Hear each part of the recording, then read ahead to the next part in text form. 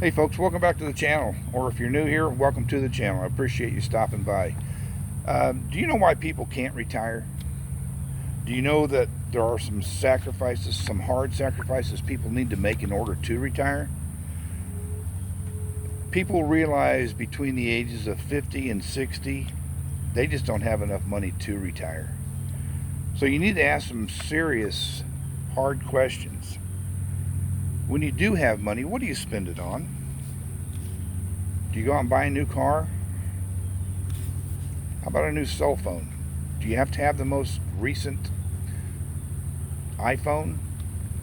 You know, you're gonna spend $1,500 to $2,000 for a new iPhone.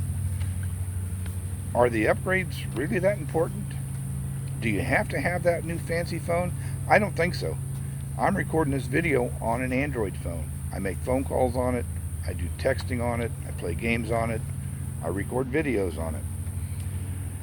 You know, if you took that $1,500 or $2,000 and you stuck it into a compounding interest-bearing account, by the time you retired, you'd actually have a good start to a nice little nest egg.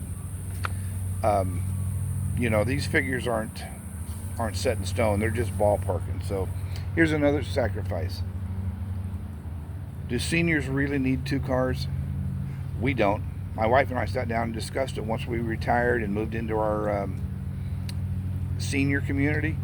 We decided we don't need two cars.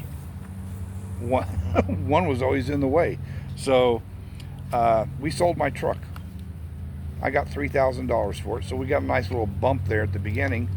Hang on, something's in my eye. And we put that into savings.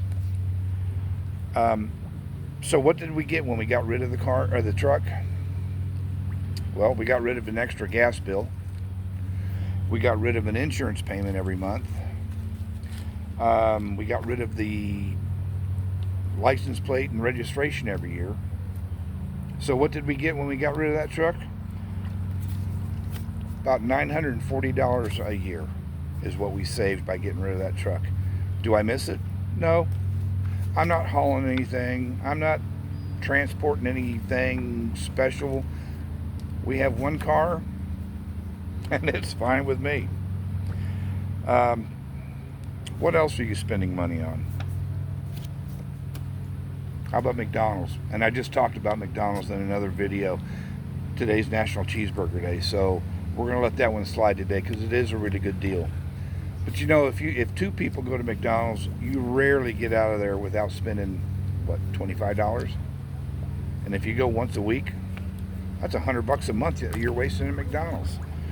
You know, for that, I can go to the store, I can buy ground beef, I can buy buns, I can splurge and get some cheese, I can buy a bag of potatoes, I can get a few condiments, I can go home and make the same meal and still have money left in my pocket. And you know what? It's going to taste better, and it's not going to be filled with God only knows what. All right, this is kind of a touchy one, especially a touchy for me. And I'm not trying to be a Grinch. But are you overspending on Christmas gifts? You know, we have, in the immediate area, we have 6 granddaughters that we try to buy a Christmas gift for. We try to stick to about $25 a gift. And anymore, it's kind of getting hard because some of them are getting older, and you know, the coloring books and the markers and the shiny little dangly things, they're not cutting it anymore. So we're not sure what we're going to do this year, but that's a bridge we're going to have to cross here pretty quickly. I would like to know down in the comments, what do you spend on Christmas gifts? Now, we don't do gifts for the grown kids. We may do I think they call it a Chinese gift exchange, where you buy one gift and everybody goes around and takes or keeps or whatever. But basically, we buy one gift for each of the grandchildren. Now, they have other grandparents, they have parents, they have Santa. So they're getting enough gifts. They're not missing out on anything. But, you know, when you're a senior and money's tight, it can really cut into your budget. So Again, let me know down in the comments. What are ways that you've been wasting money and you finally put a stop to? You need to start saving young, and of course, unfortunately, that's too late for most of us. Now we're just playing catch up. We're trying to save as much as we can so we can, in our later retirement years, still survive. Um, Basically, you've just got to put money away. Each month, you've got to put money away. The more you can put away now, the better off you'll be later when, things get worse. We're to that age where medical bills, they're going to start piling up. Um, Here's one more, and I've talked about this many times. Credit cards.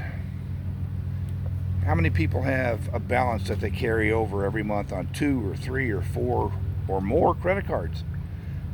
Stop paying with credit cards.